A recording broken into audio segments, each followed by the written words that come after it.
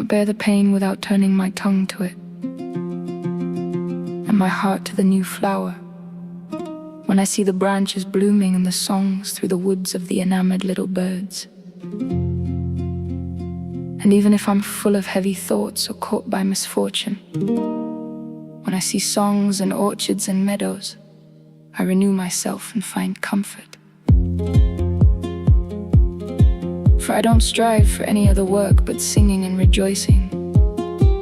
For one night I dreamed in springtime such a dream that made me bold, of a wild sparrowhawk that was perched on my fist. And it seemed so tame to me. I'd never seen one so wild, but afterward it was gentle and intimate and prized for its noble flights.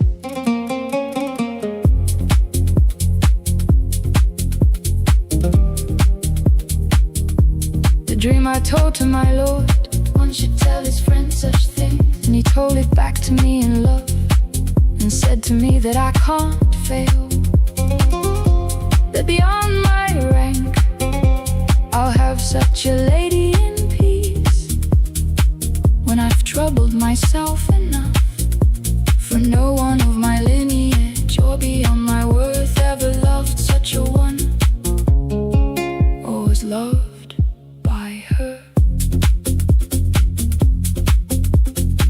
Now I have shame and fear from it, and I wake and lament and sigh, and I consider the dream great folly, and don't think it can come true.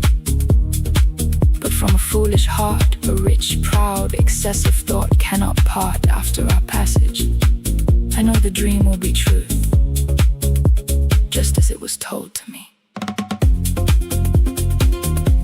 And then you'll hear singers and songs come and go, and now when nothing reassures me, I want to embolden myself a little more, to send my messenger to carry our friendship, for half of it is already made, but I have no pledge from her, and I don't think any affair is finished until it's begun.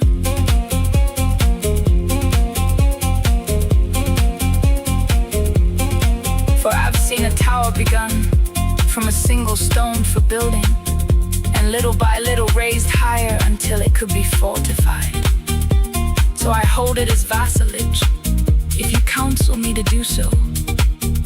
And the verse, since it's well-tuned, I'll send on the journey, if I find someone to guide it quickly, so she takes sport and solace from it.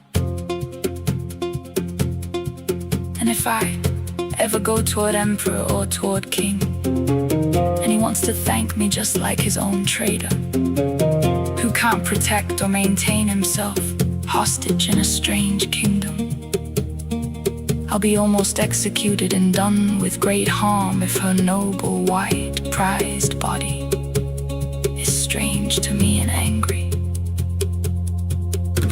And you understand and see, you who know my language, if ever I made hidden, locked up words, now I make them well clarified. And I've made an effort for this, that you understand what kind of songs I make.